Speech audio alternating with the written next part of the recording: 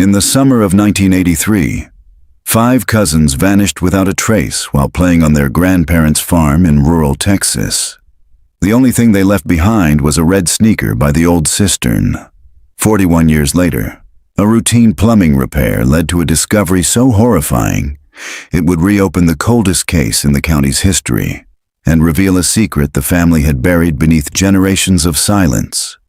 Subscribe for more real crime-inspired stories like this one. Twisted secrets, forgotten evidence, and the shocking truths that refuse to stay buried. March 14th, 2024.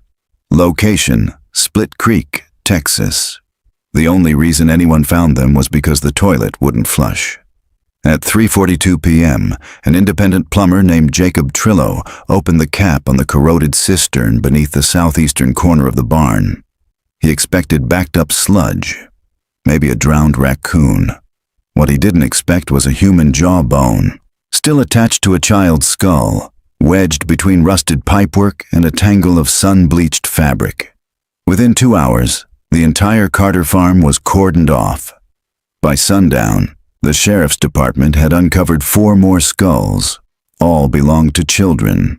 The cistern hadn't been in use since the 80s, and nobody in town had seen the Carter children since the summer of 1983. July 16th, 1983. Location: Split Creek, Texas. The sun had barely crested over the mesquite trees when the 5 Carter cousins scattered across the back pasture like wild birds. They'd been up since dawn, barefoot, sticky with sweat, shrieking laughter that rolled over the dry grass.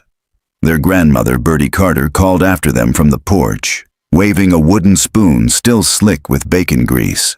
"Stay where I can see you, and keep away from the well." But they didn't listen. Not really. Not when the summer sky was cloudless and wide, and the pasture behind the barn promised adventure. It was the kind of Saturday that split July in 2. By sunset, every one of them was gone. The 5 Carter children were all under 12. Casey, 11, was the oldest, a wiry, freckled ringleader with scraped knees and a mouth full of jokes. His sister Annie was 9, quieter, always trailing a step behind, eyes trained on the dirt for shiny rocks or caterpillars. Benji, their 8-year-old cousin from Odessa, was all elbows and energy, the kind of boy who built slingshots out of tree bark and rubber bands. Darla, 7, had just learned to braid her own hair and had done so that morning in lopsided ropes. And Caleb, the youngest at 5, still spoke with a lisp and carried a blue stuffed dog named Rupert everywhere he went. They were last seen around 9:30 a.m. by a field hand named Rowdy Gaines, chasing each other toward the rear tree line, where the Carter property met the dry creek bed. He'd wiped his brow with a diesel-stained rag, squinting into the sun. "Said I seen 'em running," he told police later. "Didn't think nothing of it." But by lunchtime, Bertie noticed the silence. No stomping on porch boards, no screen door slamming, no hollers asking for lemonade or peanut butter crackers, just cicadas and the hum of the box fan in the kitchen window. The 911 call came at 12:17 p.m. Bertie's voice trembled as she gave the dispatcher her address on Farm Road 86, halfway between nowhere and Split nothing. They just vanished, all 5 of them, my babies. By 2 p.m., Sheriff Buck Halpern and his 2 deputies had arrived, sweat already staining their uniforms. Halpern was a week away from retirement. His plan had been to spend the afternoon watching the Astros game with a cold, lone star. Instead, he stood beside the Carter family's rusted Ford tractor, staring out at a vast field of empty. Dogs were brought in, neighbors too. They searched the barn, the hayloft, the corn crib, the woodshed, even the creek bed. Caleb's stuffed dog was found at the fence post by the cistern, one blue ear torn clean off. That was the only thing they ever found. The cistern itself was sealed tight. A circular iron cap sat welded into the concrete with no visible seams. According to Bertie's husband, God rest his soul. It had been sealed since 1974, after the well water turned foul. A new tank was installed behind the house, and the old cistern became just another relic of the past. Ignored, grown over with brittle weeds, too heavy to move and too useless to matter. But folks remembered the warnings. "Don't play near the well," they used to say. "Too deep, too dark, too easy to fall." Some whispered about old stories, old ghosts, old wrongs buried with the water. But those were just tales, until the children went missing. Then, the whispers got louder. TV crews showed up by the third day. "5 missing cousins baffle Texas town," the headline read across the screen, accompanied by faded photos and panning shots of the dusty fields. Volunteers came from as far as Lubbock and Amarillo. Helicopters buzzed overhead. The Red Cross brought sandwiches and tents. Men in black suits with no badges interviewed Birdie for hours at a time. Someone accused Rowdy Gaines. Someone else blamed the carnival that had passed through the week before. But nothing stuck. And then the trail went cold. No ransom note, no sightings, no bodies. Just 5 kids, gone from a field in daylight, with no explanation. In 1984, the FBI scaled back. By 1986, the reward money dried up. By 1988, the Carter family had moved off the farm, unable to bear the silence. But Birdie stayed behind.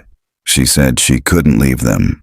In 1993, the cistern was finally resealed by the county, after a new ordinance required old wells and pits to be registered or closed off permanently. Nobody opened it, though. The paperwork was more about liability than curiosity. And Birdie? She sat on that porch until she died in 2023, aged 91, blind and silent. She never stopped setting out 5 plates at Sunday lunch. Until the plumber came in March 2024. Nobody had touched that cistern in over 40 years. And the bones he found? They didn't match the missing children. Not all of them. Some were older, much older. March 15th, 2024. Location: Split Creek, Texas. The first thing Detective Mara Vance noticed when she stepped onto the Carter property was the silence. Not the quiet of a slow town or the hush of an empty house, but the heavy, loaded silence of disturbed ground. The barn loomed in the distance, its rust-colored tin roof sagging under decades of heat. A backhoe sat parked beside the open cistern, yellow arms frozen mid-dig, like a creature caught in the act. Crime scene tape flapped in the wind. Uniforms milled around with clipboards and evidence bags, all of them pausing slightly as Mara passed, giving her the nod reserved for cold case reinforcements. She was good at her job. Too good. That's why she was here. They'd called her in the night before, after local deputies uncovered a second partial skeleton. This one much smaller than the first. The bones were delicate, bird-like, juvenile. Femur not yet fused, skull missing its lower jaw. Sheriff Dan Hargrove, Halpern's successor, now grayer and more bureaucratic, had nearly dropped the phone when the forensics lab called in the preliminary assessment. Child remains. Estimated death, 1980s. Vance knelt by the edge of the cistern. The cap had been cut open along its weld line, revealing a gaping circular pit lined with wet stone and rusted pipes. A sour, mineral smell rose from the dark. She pulled on gloves. "Tell me what we've got," she said to the nearest tech, a woman named Lydia Reyes, who held a clipboard against her chest like armor. "3 skulls so far," Reyes said. 2 confirmed juvenile, 1 older, maybe late teens or early 20s. Multiple long bones, clothes in pieces, and—" She hesitated. "We found toys. Plastic pieces, decayed cloth, a child's shoe. Anything modern?" Reyes shook her head. "Everything looks old. Vintage. The materials predate 1990. One of the dolls is stamped 1981. Vance straightened, heart tightening. DNA testing will take time, Reyes added. But the sizes line up. 5 missing cousins, Vance said, from this exact property, in daylight. Inside the barn, a makeshift command post had been set up. A table held a weathered manila folder labeled Carter Case 1983. Closed. Vance flipped it open. The original statements had been typewritten. Sheriff Halpern's notes in blue ink bled through the years. Bertie Carter reports 5 children last seen heading east through the pasture toward Old Fence Line. No sign of struggle. No footprints beyond the dry patch near cistern. Dog located at base. Torn ear. No blood. Area searched with dogs. No scents detected beyond 50 yards. Cistern cap noted. Sealed. No visible access. Lead. Traveling carnival. Cleared. Lead. Rowdy Gaines. Cleared. Lead. Abducted by unknown third party. Unconfirmed. Case status as of December 1986. Inactive. Presumed lost. Vance scanned down the page. One word circled in red caught her eye. Unfounded. She snapped the file shut. By 3 p.m., the full excavation was underway. Archaeologists from the university had been called in to assist, brushing soil gently from the curved edges of bone. Vance watched as one lifted a decayed cloth scrap with tweezers. It was white with faint pink polka dots, the remains of a child's nightgown. Then one of the deputies called out from inside the barn. "Detective, you might want to see this." The floorboards behind the barn's feed room had been pulled up, revealing a line of ancient plumbing, a corroded pipe, capped and welded shut. It shouldn't have connected to anything. The cistern had been sealed for decades, but someone, recently, had cut into the line. Vance crouched and traced the connection. A narrow PVC pipe, newer than the rest, had been added beneath the feed trough. It looped in a way that suggested intentional drainage, or insertion. "What is this?" she asked. The deputy shrugged. "Not sure, but the plumber, Jacob Trillo, he said the pressure issue in the farmhouse only started 3 weeks ago." "Backflow?" Vance asked. "No," the deputy said grimly. "Squeaking, like air, like a noise was trying to push through the pipe." She visited Jacob that night. His house sat on the edge of town, beside the only gas station still pumping leaded fuel. He answered the door with tired eyes and a guilty expression. "I didn't know what I was looking at," he said, when she showed him a photo of the jawbone. "I thought maybe a pig skull. You know how things fall in old tanks, but it didn't look right." "And the pipe?" "I didn't install it," he said. "But I noticed the squeak, like air was trapped. You know how something gets in the line and makes a sound every time you flush? It wasn't mechanical. It sounded like..." He stopped. "Like what?" Jacob swallowed. "Like a voice. Real faint. Just a few times. A whisper under the water. Couldn't make out words." Back in her motel room that night, Vance spread out the photos from the excavation. 5 skulls, 1 child's toy, 1 blue fabric scrap, possibly Rupert the stuffed dog, and now, possibly, a 6th set of remains. That didn't match any of the Carter kids. The cistern was becoming something more than a grave. It was a pattern, a dumping ground. And someone had sealed it, very deliberately. She circled one name in the original case file. Samuel Carter, Bertie's husband, the man who sealed the cistern in 1974. 9 years before the children vanished. 9 years before anyone was supposed to be down there at all. March the 16th, 2024. Location, Split Creek, Texas. They buried Samuel Carter on a rainy Tuesday in 1991. In the family plot behind Split Creek Baptist Church. There was no obituary. No eulogy. Just the sound of rain on Pine and Bertie Carter's soft humming. An old hymn, wordless, almost trance-like. He died of a stroke, according to the death certificate. Massive, sudden, and unaccompanied. Bertie said she found him in the barn, slumped against the workbench with dirt on his boots and dried blood in his beard.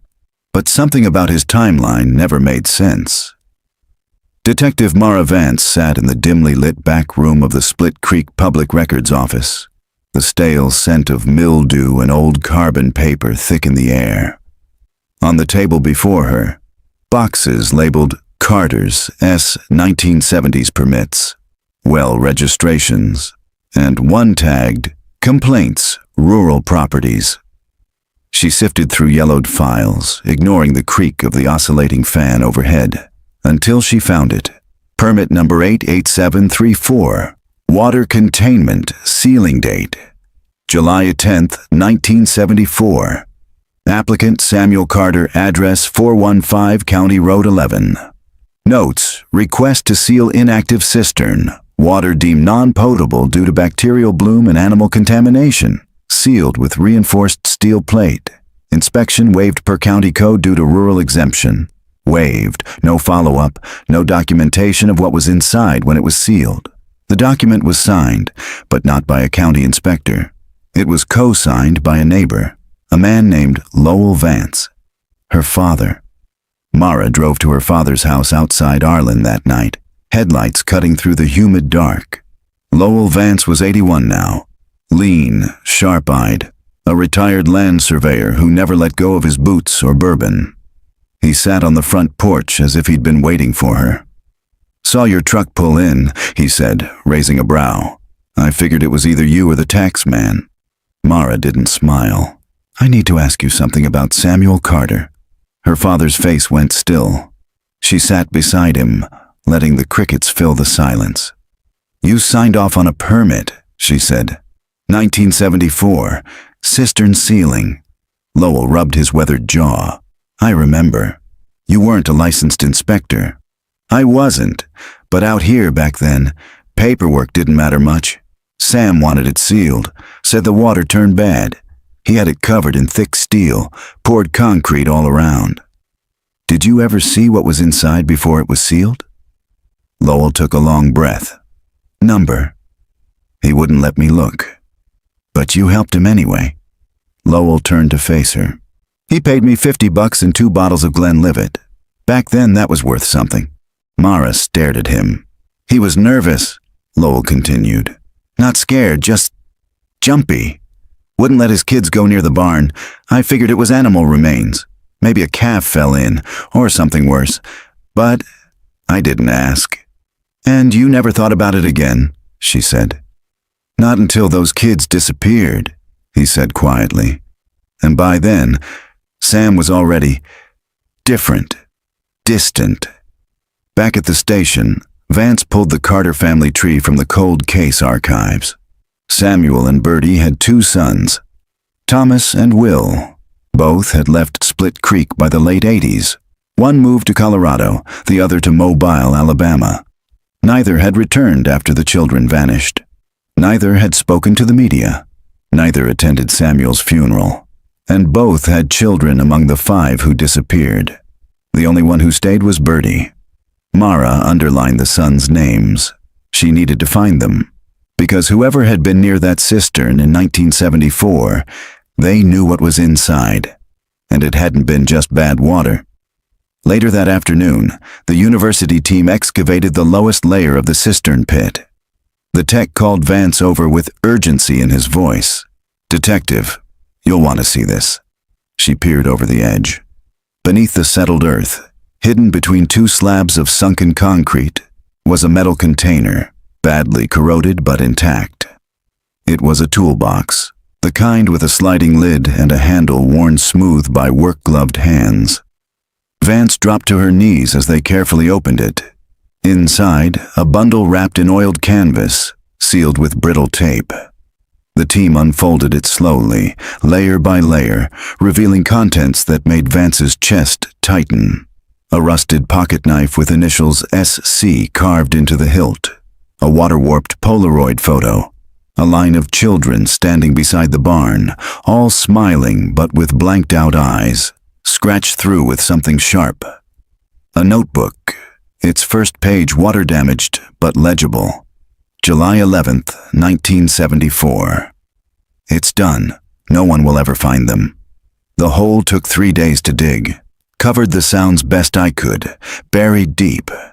Used the steel plate like Mr. Vance said. Told Birdie the smell was the water. They'll rot under God's eye. Let him judge me. Mara read the line twice. No one will ever find them. But who had Samuel Carter buried 9 years before his own grandchildren disappeared? And more importantly, how many more were there? As the sun dipped over Split Creek, casting long shadows across the pasture, Mara stood alone beside the edge of the cistern. She could feel it now. This wasn't just a burial site. It was a ritual space, a pattern. The Carter children weren't the first, and maybe they weren't even the last. March 17th, 2024. Location, Split Creek, Texas. By sunrise, the Carter property was under full lockdown. Yellow tape stretched from the barn to the back fence line. Crime scene lights bathed the dry ground in a sterile white glow. The soil around the cistern had been dug up to a 15-foot radius. What had once been wild mesquite brush and brittle grass was now a cratered pit of exposed earth.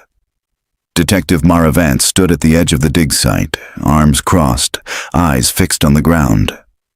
"Start again," she said. The archaeologist beside her nodded. His name was Dr. Elijah Mott, a forensic anthropologist with the university. Thin, intense, fastidious. He pointed to a flagged area near the southwest corner of the pit. "This is where we found the most recent layer," he said.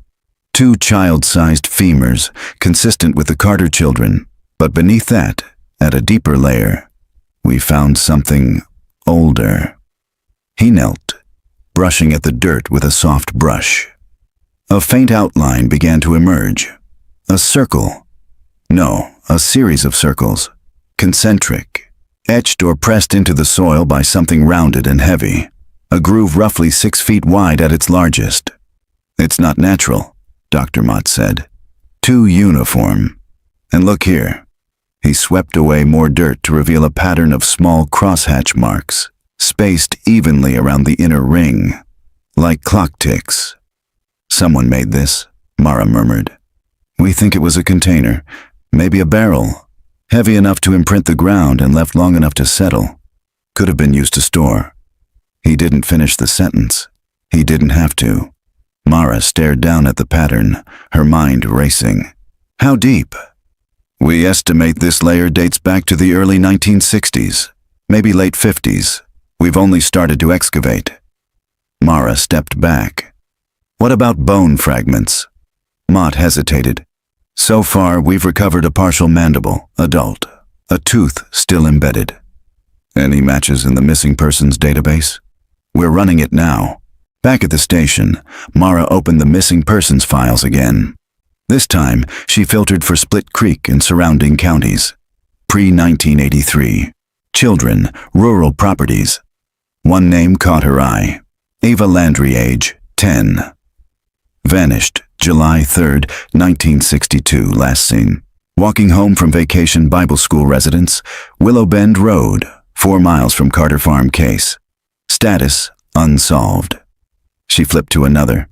Marlon Briggs, age 7, disappeared, September 1967, last seen, riding his bike down County Route 19. Bike never recovered, no witnesses, property line adjacent to Carter fence. There were others. 3 children in total between 1959 and 1972. All vanished in the same 6-mile radius. All unsolved. Nobody had ever linked them to the Carter family. Until now. That afternoon, Vance called a meeting in the converted office space behind the station. The dry erase board was covered in photographs, timelines, and terrain maps. At the center, a 50-year-old aerial photo of the Carter farm. She pointed to the old barn. "Every victim we can tie to this land, whether they disappeared in 1983 or 1962, connects back here." She moved her marker to the southeast quadrant. "This is where the cistern is, But look here. She tapped the map just west of the barn. This used to be the original well, sealed off after the new cistern was installed in 61, 2 containment systems, she said. One buried, one visible, both now potential grave sites. One of the deputies, Rosales, leaned forward. So what are you saying? That Samuel Carter was using them as a dump site for bodies? I'm saying someone was, Mara said. Maybe more than one person, and I don't think it ended with him. She pulled up a second image, an annotated site diagram from the excavation. We now have evidence of layered burial activity, spanning at least 3 decades. The Carter children may be the most recent victims, but the pattern suggests a history. Deputy Marks, younger, skeptical, raised his hand slightly. But why the kids? Why just children? Mara turned to the board, circled a word written in thick red ink. Control. Someone wanted control, she said. Someone saw this land as more than a home, as a system, a space where they could do whatever they wanted, and no one would ever know. By dusk, a breakthrough came. The forensics lab called with a preliminary dental match on the mandible from the lower layer. Ava Landry, gone 62 years, now confirmed to have died beneath the Carter farm. Mara felt it like a punch to the ribs. She dialed the Landry family number from the old case file. A grandson picked up. The mother had died 10 years ago, still believing Ava had run away, still setting a place for her at Christmas. When Mara hung up, her hands were trembling. The gravity of it all was sinking in. That night, she drove back to the farm alone. The dig site sat quiet beneath the moonlight. Crickets buzzed. A coyote howled in the far hills. She stood at the edge of the cistern, staring down into the blackness. They'd removed the bodies, bagged the evidence, closed the site for the night. But the hole still yawned open, hungry, like it wanted more. Mara crouched beside the rim, pressed her palm to the dirt, and whispered, "Who are you?" There was no answer, but deep beneath the soil, there had been a system, a method, a message. She just hadn't cracked it yet. July 1983/March 2024, location, Split Creek, Texas. Then, July 1983. The Carter house felt heavier that summer. Even before the children vanished, something hung over the property like heat trapped under tin. The kind of weight you didn't notice until you stepped outside and breathed easier. Inside, the adults spoke in hushed tones. Bertie Carter cooked too much, like she was trying to fill the silence with the smell of cornbread and stewed okra. Samuel stayed out in the barn, working, he said, hammering, cutting boards, fixing things no one had asked him to fix. Neighbors said it was just stress. The Carter's sons had both returned for the summer, each bringing their children while their wives were resting back home. Bertie never talked about it, but folks whispered. Something had happened in Mobile, something worse in Colorado. By July, all 5 Carter grandchildren were under one roof. Casey, Annie, Benji, Darla, and little Caleb. Ages 5 through 11. All blonde, all pale, all with that soft-spoken Carter drawl. They played in the fields behind the barn every day. And then, one morning, they didn't come back. Now, March 2024. Detective Mara Vance sat in a windowless room at the Split Creek Public Library, surrounded by boxes labeled Split Creek Ledger, 1975 to 1990. She wore gloves, sipped cold coffee, and read every line. Obituaries, police blotters, church announcements. She was looking for anything, anyone who might have noticed something during the summer of '83. And then she found it. August 10th, 1983. Letter to the editor. Something's not right at the Carter place. We all feel it. The barn light's been on past midnight. Bertie doesn't go into town no more. The preacher says she won't take communion. I saw Samuel burn something behind the shed 3 nights after the kids vanished. He said it was animal feed gone moldy, but it smelled like chemicals and wet cloth. I think someone ought to look closer. Name withheld by request. Mara slammed the paper shut.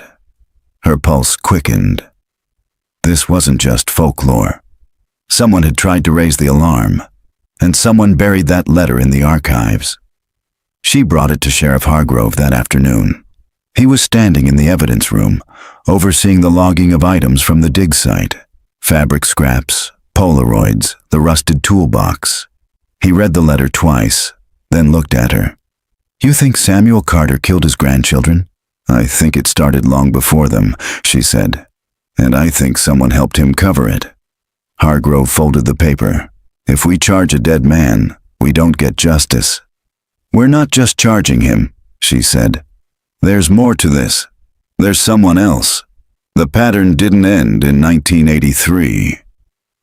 He raised a brow. You think there's a second perpetrator? I think there's a legacy. She returned to the Carter farm late in the afternoon. The sun was dropping. The air smelled of disturbed dirt and dry grass. Deputy Rosales waved her down at the fence line.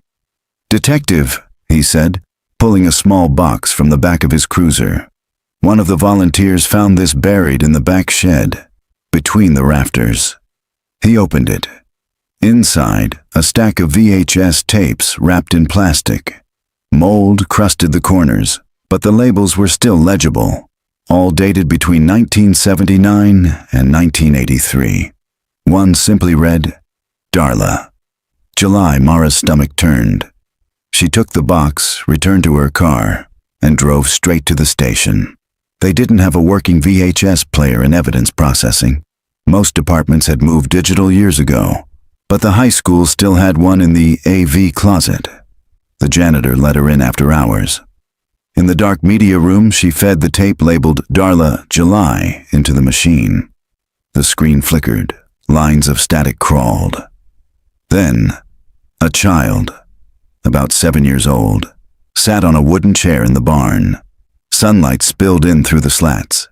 She was crying softly, wearing a yellow sundress. A man's voice, off camera. Tell the camera your name. Darla Carter. And where are you? In the princess room. Mara froze. That phrase again. Princess room. The same words found on the Carter children's tapes. The camera zoomed in on Darla's face. She had a scrape on her cheek. Her eyes darted toward something off screen. The tape cut to black. No violence. Nothing explicit. But it was enough. Enough to prove they'd been recorded. Enough to reopen the investigation as a child exploitation case. By the time she returned to the station, a federal agent was waiting. Special Agent Leah Dobbins. Tall, sharp. No nonsense. We're opening a task force, Dobbins said. You'll be looped in, but from here on out, this is multi-state. Why? Because these tapes, she said, gesturing to the evidence bags, match others found in Amarillo, Baton Rouge, Hendersonville, all marked with similar handwriting, same camera style, same labeling system. Mara swallowed. How many tapes? Dobbins didn't blink. We've identified at least 62, all from different children. But the Carter family? May have been the source, Dobbins said. But someone distributed them. Outside, the wind kicked up dust in the dark. Mara stood in the parking lot, watching the sky. A storm was coming, and she had the terrible sense they were only just beginning to understand how far the roots of this thing went. March 18th, 2024. Location, Split Creek, Texas. They said Bertie Carter never left the farm. Not after the children vanished, not after Samuel died. Not even after both of her sons stopped speaking to her. For 40 years she lived alone on that sun-bleached land, tending a dying garden, rocking on the porch, her gray hair pinned up like it always had been. Neighbors called her strange. Others called her broken. But Detective Mara Vance now understood something chilling. Bertie Carter didn't stay because she was grieving. She stayed because she was watching. Bertie had passed away the year prior. July 2023. No funeral, no obituary. The county handled the burial. No next of kin had come forward, but her house remained sealed, untouched since her death.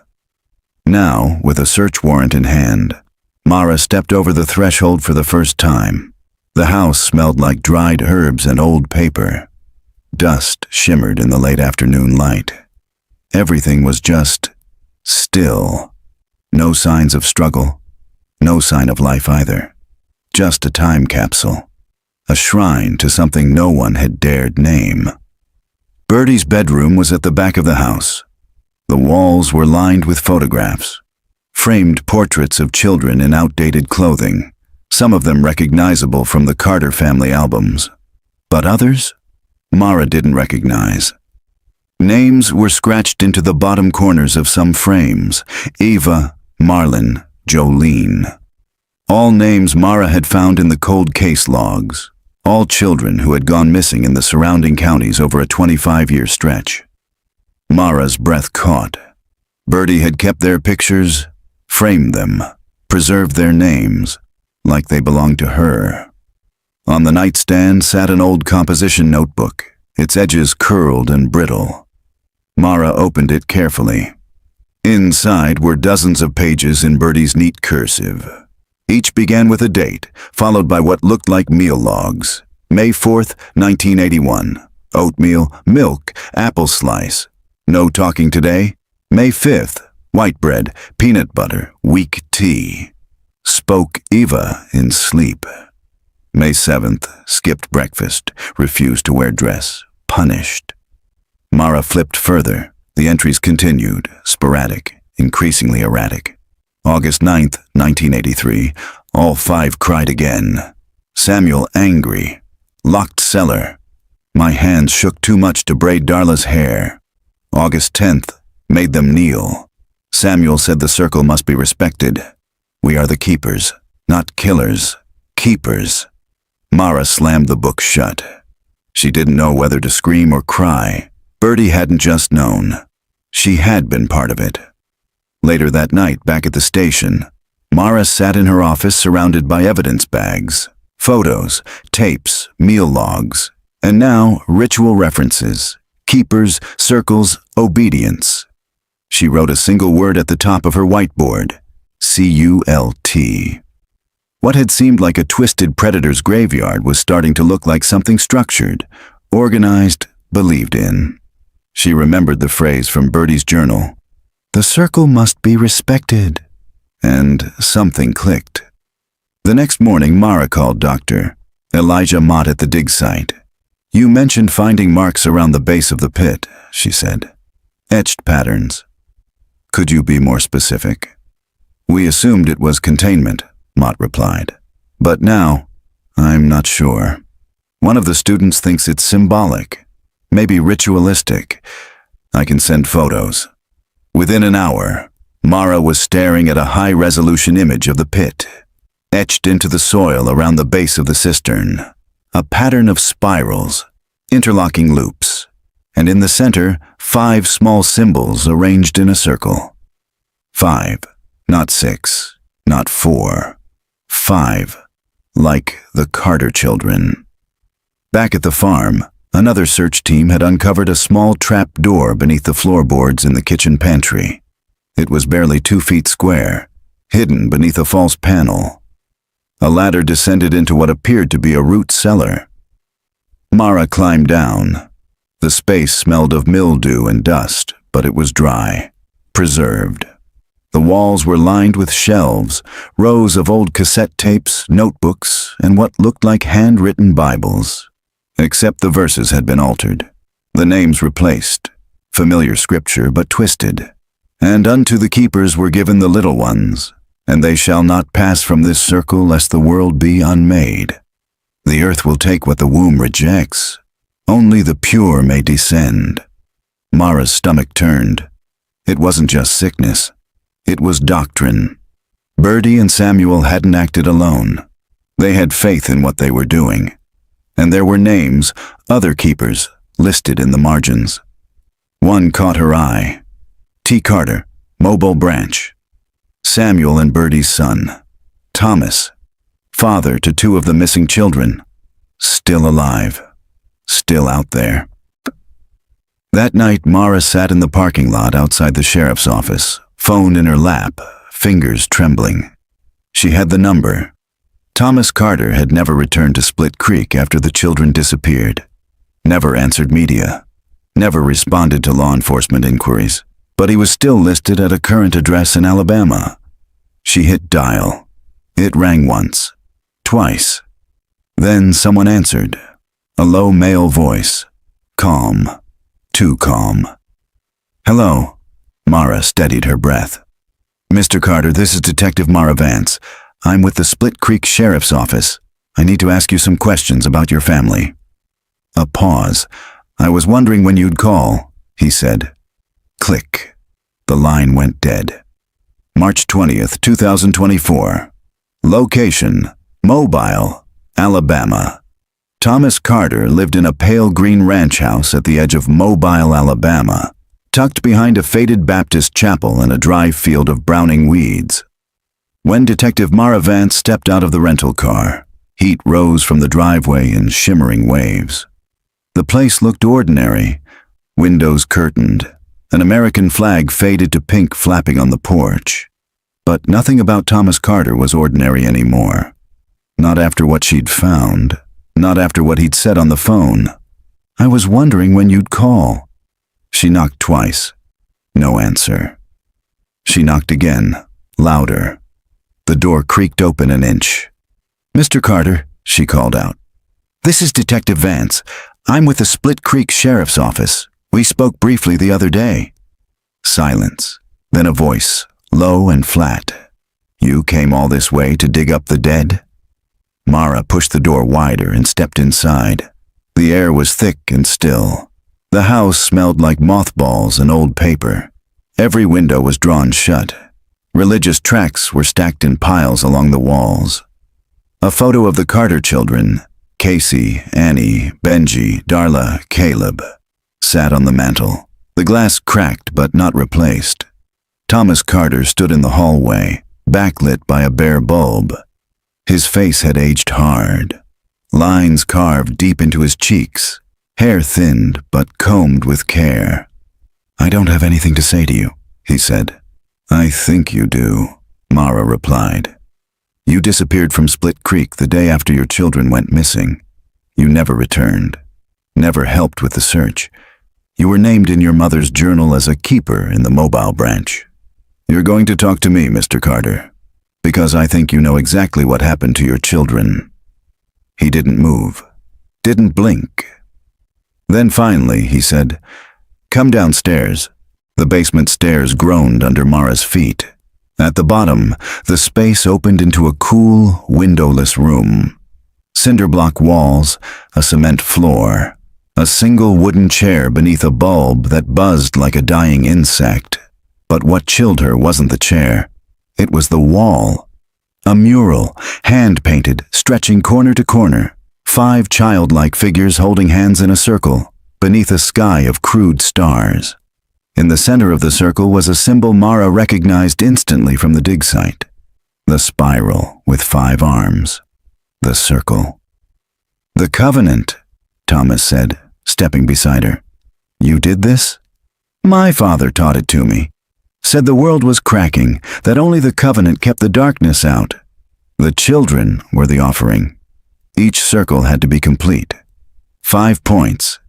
That's why he took them in 5s. Always 5. Mara turned to him. You're talking about ritual sacrifice. I'm talking about order. His eyes were wide now, hands trembling. When we stopped, when the last circle was broken, everything started to rot. The crops, the land, my brother died, my wife left. You think it's coincidence? Thomas, she said carefully, what happened to your children? He looked away.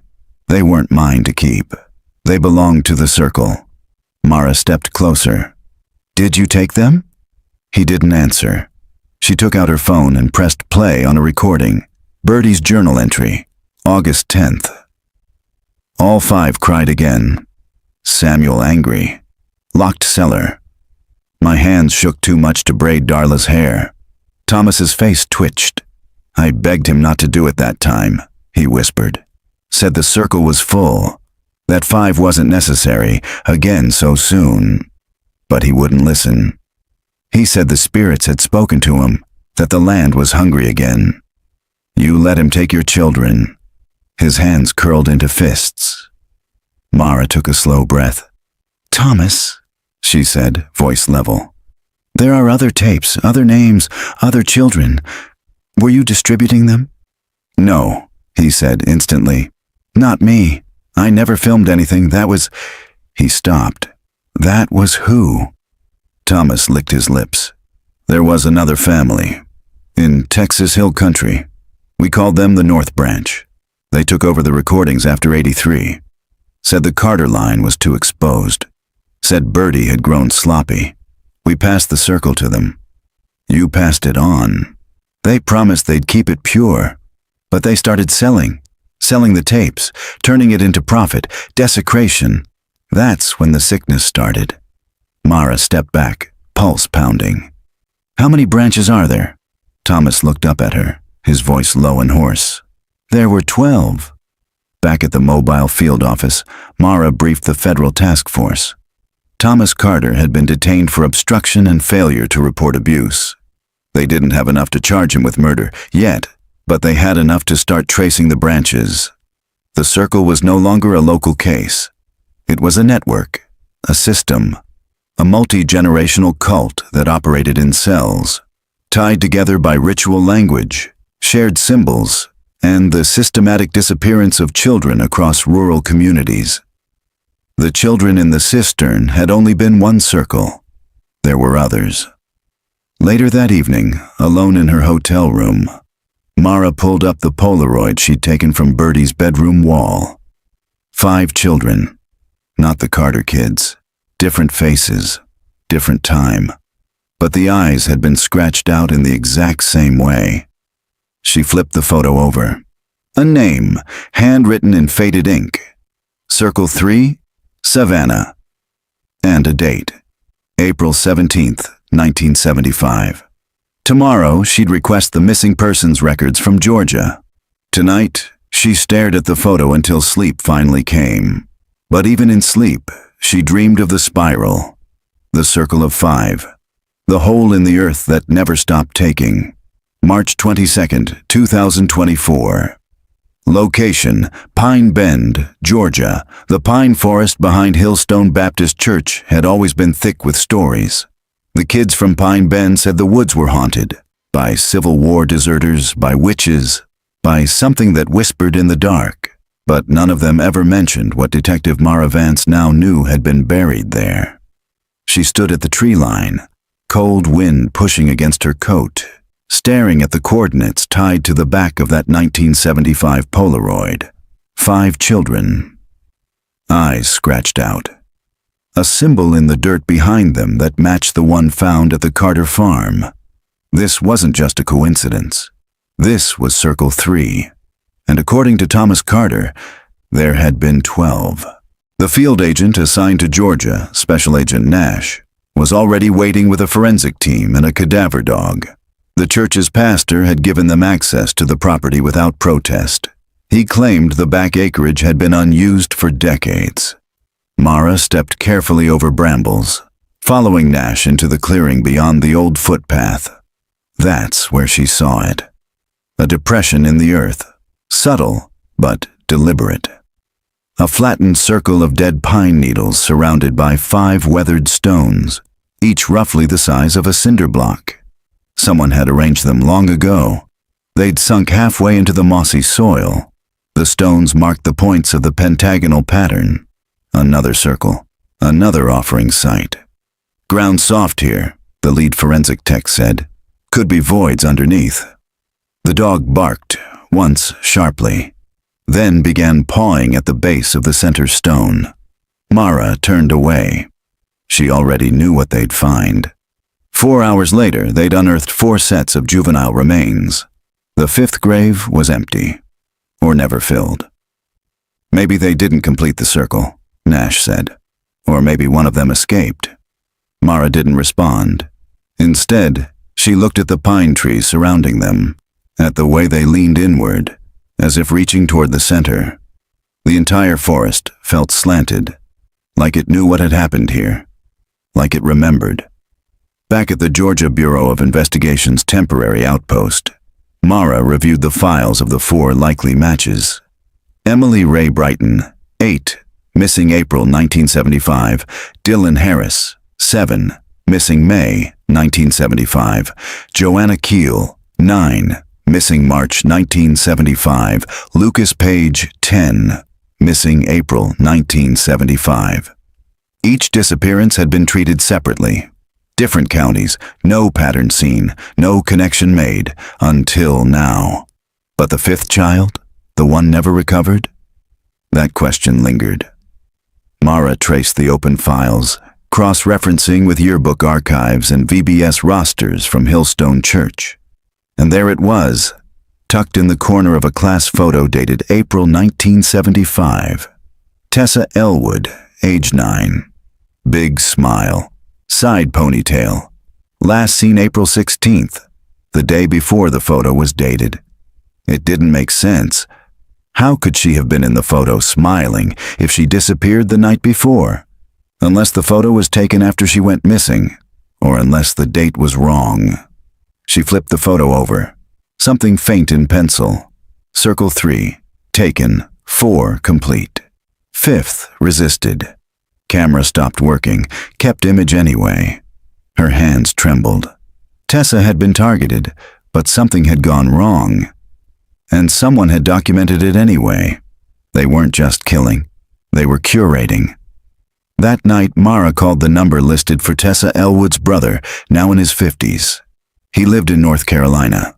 Still remembered the day his sister vanished. She'd gone to church, never came home. But there was one thing he told Mara that chilled her to the bone. About 2 weeks after she vanished, a man came to the house, said he was from the church, offered my mother an envelope, said it was a love gift to help with grieving. My mom threw it back in his face. What was in it? Cash, new bills, and a drawing.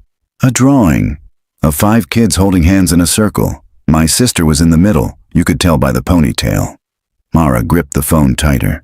Do you still have it? There was a pause. Then, I think so. The next day, the brother overnighted the envelope. Inside, $500 in 1975 currency, unmarked, and a piece of sketch paper, yellowed and folded. When Mara opened it, her breath caught. 5 children, 5 stick figures, but one was drawn in red, unlike the rest.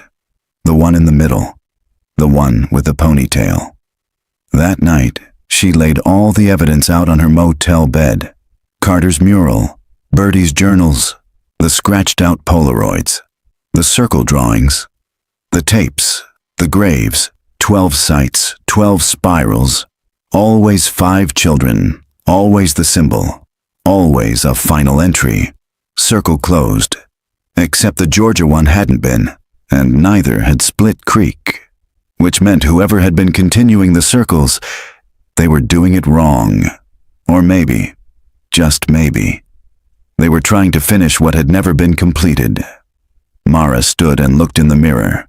Her face was pale, her eyes hollow, but her resolve was steel. Tomorrow she'd return to Texas, because the original circle, the first, had never been found. And if she could find it, maybe, just maybe, she could stop the others from finishing it. March 24th, 2024. Location: Split Creek, Texas. The oldest maps of Split Creek didn't list property lines. They listed land claims, deeds filed by ranchers and squatters, names handwritten in looping cursive beside creeks, ridgelines, and dry lake beds. Detective Mara Vance sat hunched in the back of the town records office, fingers tracing a brittle 1947 surveyor's map laid across 2 folding tables. Most of the names meant nothing, but near the bottom corner, just below a slope labeled Burnt Ridge, she found it. Carter, East Field Tract, uninhabited after 1952. An arrow pointed to a fenced-off plot half a mile east of the present-day Carter farm. It wasn't on any modern land registry. No structures, no road access, just brushland. And the date beside the notation, Circle 1, initiated. The handwriting matched the margin notes from Bertie's journal. That afternoon, Mara and 2 deputies pushed their way through waist-high switchgrass under a baking Texas sun. GPS coordinates took them to a patch of broken earth and dead yucca, a place no one had touched in decades. Deputy Rosales bent down first. "Something here," he said. "Concrete, not a slab, like a cap." They cleared away the dirt with gloved hands and shovels. There it was. A flat, round lid, cast iron, rusted, bolted into a cracked ring of poured concrete. Faint lines had been scratched across the surface, concentric spirals, and in the center, 5 X-shaped runes. "Seal it up and bury it," Mara whispered, reading the faintest line of etched words. "Only the first shall remain closed until the final is complete." She stepped back. They had found Circle 1. The forensic team arrived within the hour. Cutting into the cap took most of the day. Mara stood by as the final bolt snapped with a shriek of metal. The lid groaned. The smell hit them like a wall. Old earth. Rot. Time. Inside the chamber was a stone-lined pit, circular and deep. But unlike the cistern, this one had been deliberately arranged. 5 child-sized indentations, like nests carved in clay. Each cradled skeletal remains. But what horrified them wasn't the bones. It was the objects placed in each child's arms. A doll made of bundled twine, a polished animal skull, a hand-drawn map, a white feather tied with red thread, a small iron key. "What the hell is this?" Rosales whispered. "Ritual objects," Mara said. "Tokens, offerings." And at the base of the pit, between the bones, they found a wooden plaque, sealed in wax, still legible. "Circle 1 complete, 1952. We give these 5 unto the earth, that the foundation may be set. Let those who come after build the remaining 11 in honor of the keeper. Let the cycle not be broken. S.C. Samuel Carter." That night, Mara sat in the evidence room, staring at a list. 12 circles, 8 confirmed sites, including Split Creek in Georgia. 4 unaccounted for. What if those 4 hadn't happened yet? What if someone, Thomas or others, had tried to continue the ritual after Samuel died, but failed to complete the cycle? And what if the original plan had required all 12 to be fulfilled? It wasn't just about abduction or abuse anymore. It was about completion, a closed system. She pulled up the VHS tapes again. One stood out, labeled Circle 12, pending, date, blank. The tape was mostly static. Then one frame, blurred, a child standing in a room painted red. A single candle on the floor, and a voice, distorted and muffled. "Soon, the wheel will turn. The last 5 will make it whole." Mara made the call at 10:47 p.m. to the FBI liaison, Special Agent Dobbins. "We're wrong," she said. "This isn't about a legacy. It's not even about faith." "Then what is it?" Mara's voice dropped. "It's a countdown." And someone was still trying to finish the last circle. March 25th, 2024. Location, multiple. Texas, Louisiana. The last circle was already in motion. Detective Mara Vance knew it in her gut, the way a storm announces itself in the bones, long before the clouds gather. The Circle 12 tape was real. The objects in the chamber at the first circle had meaning. The drawings, the dates, the rituals. They weren't just historical. They were instructions. And someone was still following them. The FBI's digital forensics team isolated a frame from the Circle 12 VHS. The child's face was blurred, but the background, red walls, old window trim, peeling blue door, matched the architectural style of a closed Catholic orphanage in Louisiana. St. Dimphna's Home for Children, shuttered in 1998 after a string of unexplained disappearances. The building still stood, condemned, boarded up, still owned on paper by a defunct religious nonprofit. Mara and Special Agent Dobbins arrived at dawn. The front doors were chained. The interior smelled of mildew and rot. Inside, the nursery was a mirror image of the tape. Red walls, a melted candle on the floor, and symbols, freshly drawn, scratched into the floorboards with chalk and something darker. Blood. They found the first child upstairs in what had once been the chapel. Alive, drugged, wrapped in a sheet. A boy, maybe 10 years old, malnourished and shaking. He spoke little, but he whispered one phrase again and again. We were the 5. I was the feather. The feather. Like the token found in the first circle burial chamber. Back at the FBI field office in Shreveport, a multi-agency task force formed instantly. 4 more children were missing across Texas and Louisiana over the past 60 days. Cases not yet connected. Braden Lee, age 9, missing from San Antonio. Lucia Mercado, age 11, vanished in Houston. Thomas T.J. Blackwood, age 7, disappeared from a church parking lot in Nacogdoches. Adelina Bright, age 10, last seen leaving a foster home in Lafayette. Each child had something strange in common. They'd all reported recurring dreams before their disappearance. Nightmares described to therapists or foster parents involving circles, dark rooms, or a man with no face but a voice that prayed.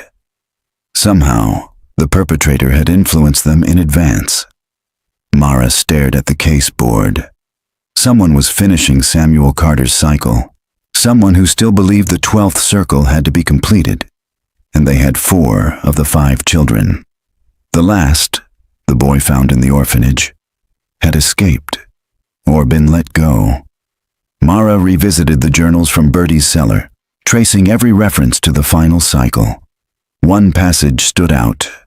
The last will mirror the first. Tokens must match.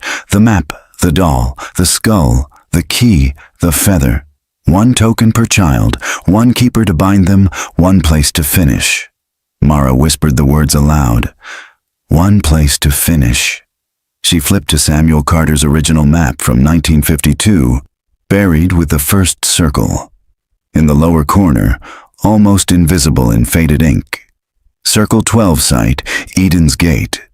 Eden's Gate wasn't on any official map, but it showed up in one place, a Carter family land deed from 1939.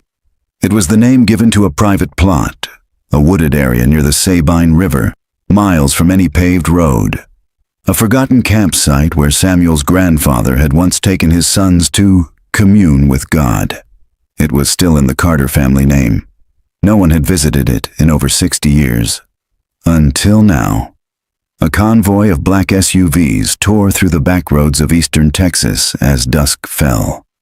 Mara sat in the lead vehicle, shotgun in her lap, heart pounding. The GPS marked the turnoff. A narrow trail just wide enough for 1 vehicle. Trees closed in overhead. The light dimmed to a bluish gray. They parked half a mile out. Proceeded on foot. The air smelled of cedar and stagnant water. Then they saw it. A clearing. And in the center, 5 wooden stumps arranged in a circle. Each stump held a crude object. A map burned around the edges. A twine doll soaked in something dark. A polished skull resting on a silk cloth. A small brass key. A white feather singed at the tip. The stumps were surrounded by shallow trenches, graves not yet filled. Agent Dobbins raised her hand. We've got movement, east side. Flashlights snapped on. 2 men emerged from the trees, both armed. One of them was Matthew Tenko. The other, Thomas Carter, older now, worn, smiling like a man walking into a church. Too late, he called out. They've been chosen. You can't stop it now. Drop your weapons, Dobbins shouted, but neither man complied. Thomas raised his voice. We are the final keepers. This land is ready. And then, gunfire. A flash from the tree line. Dobbins went down. Mara dropped, rolled, fired. Tenko fell, chest hit. Thomas ran. Agents charged the clearing. One trench had already been filled. A small hand stuck out from the dirt. A cry came from the brush, a child's voice. They followed it, through thorns, branches, mud. There, Adelina Bright, tied to a tree, eyes wide. Mara cut her loose. "You're safe," she whispered. "You're safe." But she wasn't sure she believed it. Not yet. Not until they found all 5. By dawn, 2 children were recovered. One trench contained remains. One trench still empty. And Thomas Carter was gone, vanished into the trees like a ghost. The final circle wasn't complete, but Mara knew what he was trying to do. Finish it. Close the loop his father had started 70 years ago, and somewhere out there, one child was still missing, one trench still waited, and Thomas was still digging. March 26th, 2024. Location, East Texas, Sabine River Basin. The sun was barely up when the manhunt began. Helicopters from the Texas Department of Public Safety circled the thick pine canopy above the Sabine Basin. K-9 units from multiple counties swept ravines and ravaged game trails.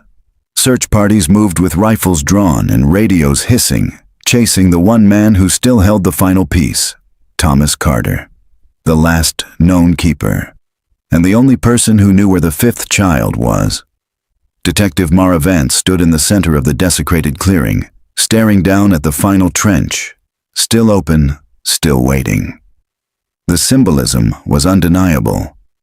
Thomas hadn't finished the circle. Not yet, but he hadn't given up either.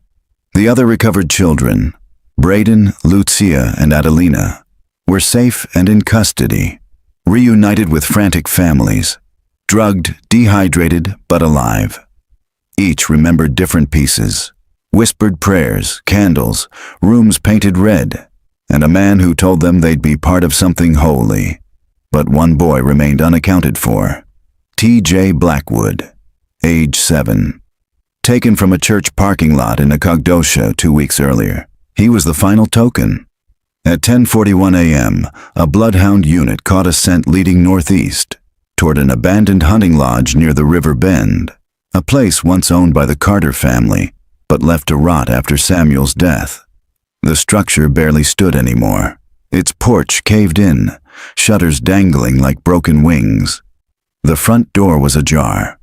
Mara arrived with SWAT trailing behind. Inside, the floor creaked with every step. Old religious pamphlets littered the floor. Animal bones, hand-carved symbols, dried herbs hanging from the rafters. And in the corner, a child's jacket, blue, tiny, TJ's, still warm.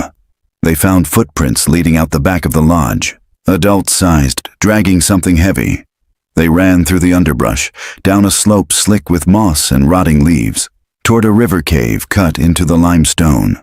It was half submerged, dark, echoing, cold, and inside, it stank of candle wax and decay.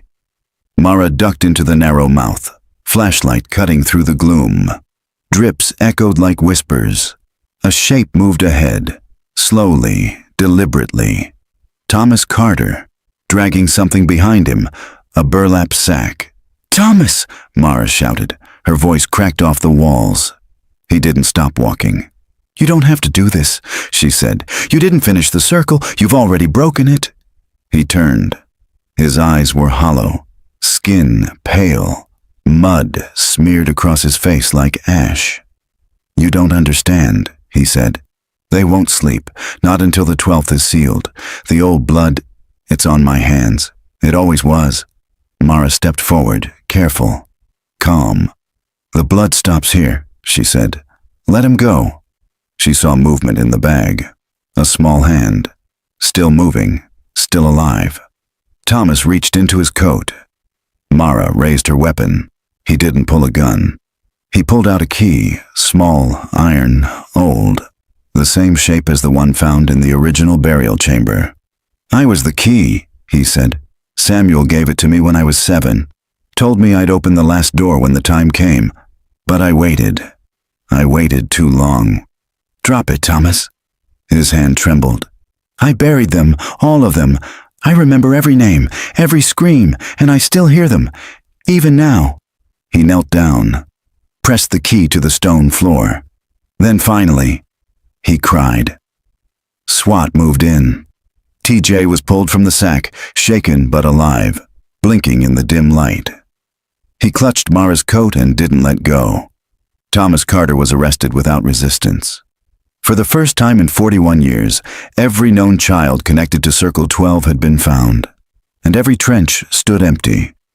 That night, as Mara stood outside the hospital where TJ was being treated, she stared up at the stars. 12 circles, hundreds of names, dozens of victims who would never come home. But the chain had broken, not by fire or force, but by survival, by one child escaping, and by the last keeper deciding not to finish what his father began. By dawn, 2 children were recovered. One trench contained remains, one trench still empty. And Thomas Carter was gone, vanished into the trees like a ghost. The final circle wasn't complete, but Mara knew what he was trying to do. Finish it.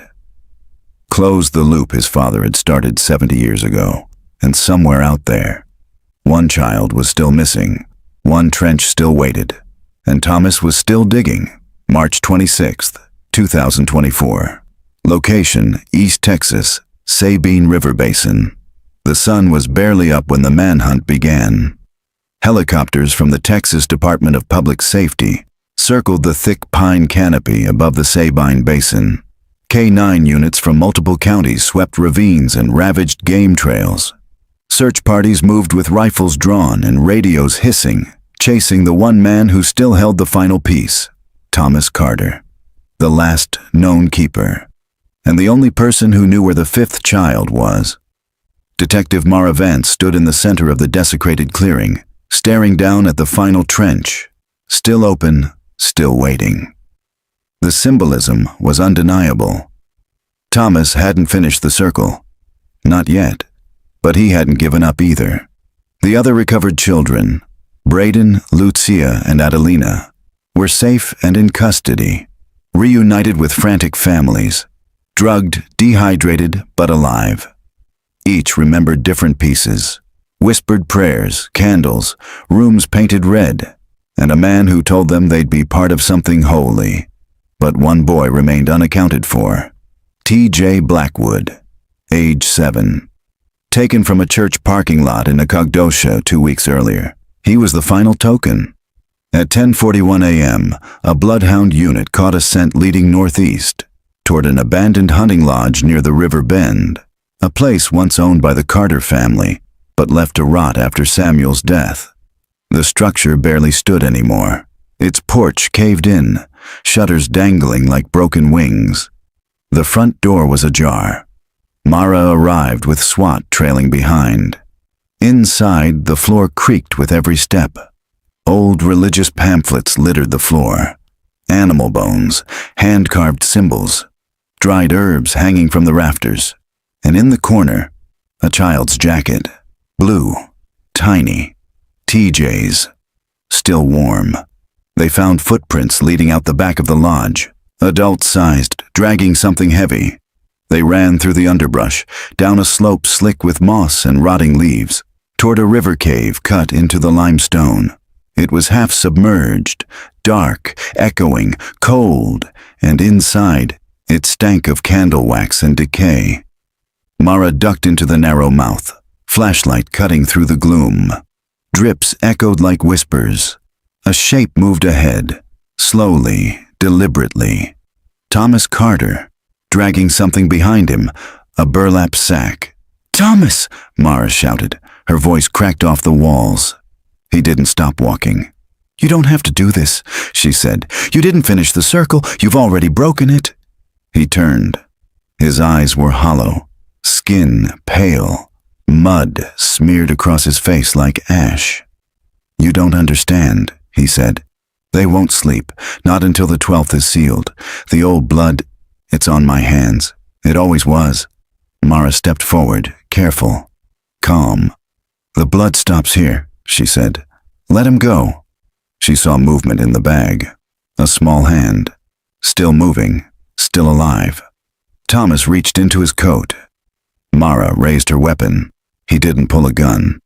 He pulled out a key, small, iron, old, the same shape as the one found in the original burial chamber. I was the key, he said. Samuel gave it to me when I was 7. Told me I'd open the last door when the time came. But I waited. I waited too long. Drop it, Thomas. His hand trembled. I buried them, all of them. I remember every name, every scream, and I still hear them, even now. He knelt down, pressed the key to the stone floor. Then finally, he cried. SWAT moved in. TJ was pulled from the sack, shaken but alive, blinking in the dim light. He clutched Mara's coat and didn't let go. Thomas Carter was arrested without resistance. For the first time in 41 years, every known child connected to Circle 12 had been found, and every trench stood empty. That night, as Mara stood outside the hospital where TJ was being treated, she stared up at the stars. 12 circles, hundreds of names, dozens of victims who would never come home. But the chain had broken, not by fire or force, but by survival, by one child escaping, and by the last keeper deciding not to finish what his father began. By dawn, 2 children were recovered. One trench contained remains, one trench still empty. And Thomas Carter was gone, vanished into the trees like a ghost. The final circle wasn't complete, but Mara knew what he was trying to do. Finish it. Close the loop his father had started 70 years ago, and somewhere out there, one child was still missing, one trench still waited, and Thomas was still digging. March 26th, 2024. Location, East Texas, Sabine River Basin. The sun was barely up when the manhunt began. Helicopters from the Texas Department of Public Safety circled the thick pine canopy above the Sabine Basin. K-9 units from multiple counties swept ravines and ravaged game trails. Search parties moved with rifles drawn and radios hissing, chasing the one man who still held the final piece, Thomas Carter, the last known keeper, and the only person who knew where the 5th child was. Detective Mara Vance stood in the center of the desecrated clearing, staring down at the final trench, still open, still waiting. The symbolism was undeniable. Thomas hadn't finished the circle. Not yet. But he hadn't given up either. The other recovered children, Braden, Lucia, and Adelina, were safe and in custody, reunited with frantic families, drugged, dehydrated, but alive. Each remembered different pieces, whispered prayers, candles, rooms painted red, and a man who told them they'd be part of something holy. But one boy remained unaccounted for. T.J. Blackwood, age 7. Taken from a church parking lot in Nacogdoches 2 weeks earlier. He was the final token.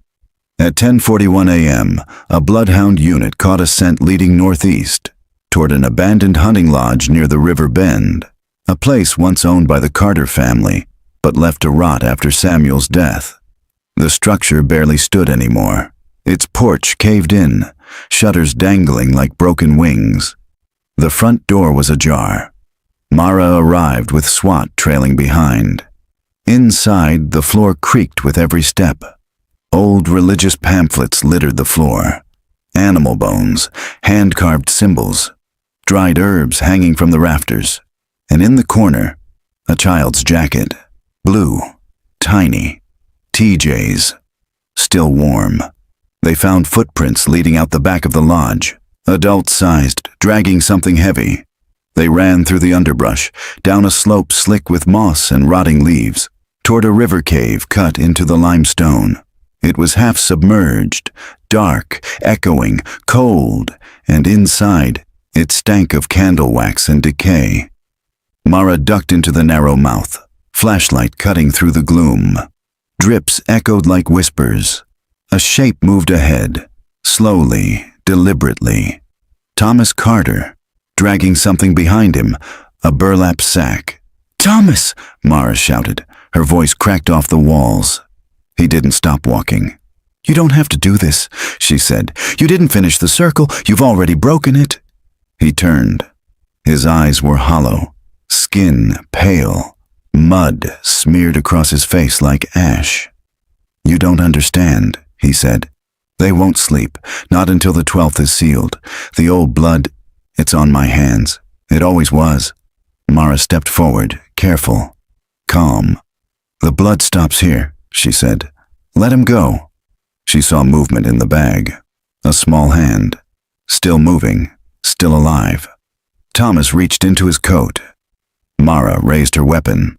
He didn't pull a gun. He pulled out a key, small, iron, old, the same shape as the one found in the original burial chamber. "I was the key," he said. "Samuel gave it to me when I was 7. Told me I'd open the last door when the time came. But I waited. I waited too long." "Drop it, Thomas." His hand trembled. "I buried them, all of them. I remember every name, every scream, and I still hear them, even now." He knelt down, pressed the key to the stone floor. Then finally, he cried. SWAT moved in. TJ was pulled from the sack, shaken but alive, blinking in the dim light. He clutched Mara's coat and didn't let go. Thomas Carter was arrested without resistance. For the first time in 41 years, every known child connected to Circle 12 had been found, and every trench stood empty. That night, as Mara stood outside the hospital where TJ was being treated, she stared up at the stars. 12 circles, hundreds of names, dozens of victims who would never come home. But the chain had broken, not by fire or force, but by survival, by one child escaping, and by the last keeper deciding not to finish what his father began. At dawn, Thomas Carter gave his full confession. Names, dates, burial sites, branch leaders, rituals, tapes, maps, tokens. He said the circles began in 1952 with 5 children chosen by Samuel Carter, buried beneath what would become the family's eastern field. Each new generation of keepers believed continuing the ritual preserved the balance between the living and the land. But the truth was simpler. It was control, power, obsession, and fear. He said his father believed something would come if the cycle wasn't completed, something from beneath. He never knew what, but he believed it so deeply that he gave everything, even his own blood.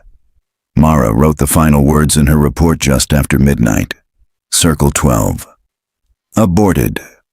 All known victims recovered or confirmed deceased. Primary perpetrator in custody.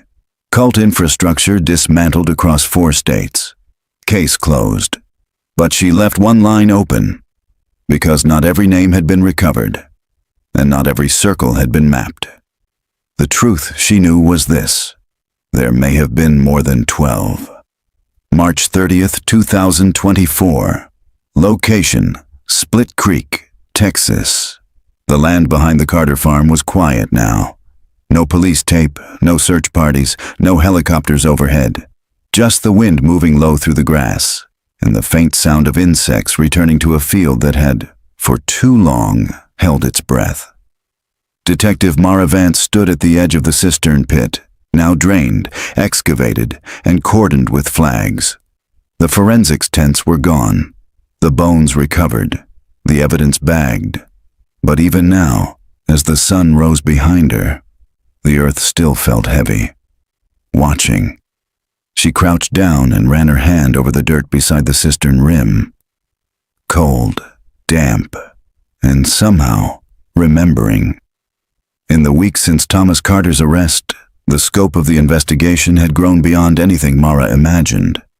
The FBI uncovered 17 unmarked sites across 4 states.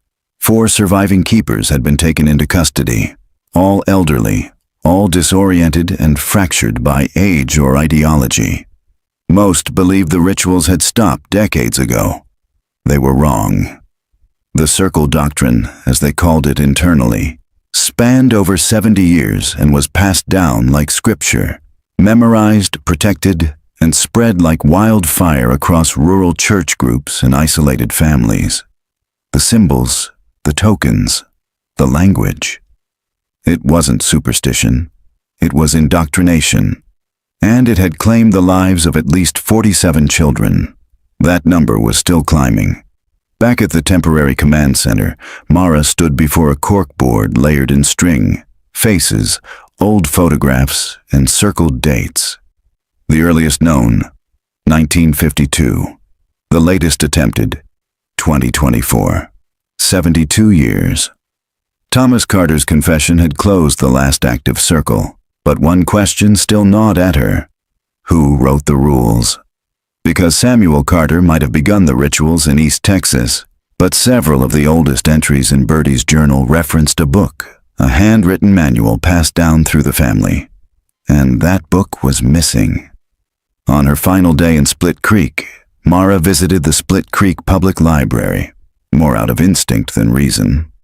An elderly volunteer, Ms. Givens, helped her comb through the microfiche of old newspaper articles from the 1950s and 60s. That's when she found it. A 1961 article titled, "Local Pastor Warns of Demonic Doctrine in Carter Hollow," by Ellis T. Vernon, senior correspondent in the piece. Pastor James Harlan of New Hope Chapel claimed a dark theology had taken root in nearby homesteads, described as a false covenant practiced in secret, involving children, fire circles, and an old book with a broken spine. No follow-up was ever published. 2 years later, Harlan was found drowned in the Split Creek Reservoir. His death was ruled accidental. Mara drove to the chapel's remains that evening. Just a stone foundation now. No roof, no altar. Ivy growing where pews once stood. She wandered the ruins, unsure what she was looking for, until she saw it. A trapdoor, rusted shut, buried beneath dead leaves. With effort, she pried it open. The cellar beneath was dry, dusty, undisturbed, and there, wrapped in oilcloth on a shelf, was a black book with a cracked leather spine. She opened it. No title. Inside, the same spiral symbols. The 5-pointed diagrams. Hand-drawn illustrations of children holding tokens. Instructions. Circle 1, Circle 2, through 12. And then, Circle 13, unwritten. The page was blank. She took the book and returned to the Carter farm at dawn. She burned it, alone. Watched the pages curl in the flames. Watched the ink melt and the pages darken. And when it was ash, she scattered it into the cistern. The fire took nothing back. But the dirt, at last, felt still. 2 weeks later, Mara returned home. The case had gone national. Documentaries, podcasts, true crime specials. They called it the Circle Cult. She didn't watch any of them. She just kept a photograph above her desk, faded and cracked. The one taken from Birdie Carter's wall. 5 children holding hands in a field. Each now identified, each now buried with a name. Some stories don't end. They just sink deeper, waiting to be dug up again. But this one she buried. Deep, because the dirt doesn't forget. But sometimes, if you're lucky, it forgives. April 20th, 2024. Location, Split Creek, Texas. The Carter property was sold to the county 2 weeks after the final body was recovered. The farmhouse was bulldozed. The barn too. The land was cleared, fenced, and marked with a wooden sign hand-carved by a local carpenter. Memorial Field, in memory of the lost, dedicated to the children who never came home. No names were listed, just a spiral of 5 smooth stones embedded in the soil, simple, clean, silent. In a corner of the field, wildflowers had begun to bloom again. Bluebonnets, Indian paintbrush. Sunflowers that hadn't grown here in years. Locals said the soil was bad, but something had changed. Some said it was the new drainage. Others said it was the light, but most just said nothing at all. Detective Mara Vance visited the field one final time before transferring to another case. She stood at the edge of the old cistern site, hands in her coat pockets, watching the last orange light of day dip below the trees. A little boy stood near the stones, maybe 6 or 7, alone, barefoot, quiet. He turned to look at her, smiled, then faded into the dusk like he'd never been there. Mara didn't call out. She just whispered, "You're free now," and let the dark take the field.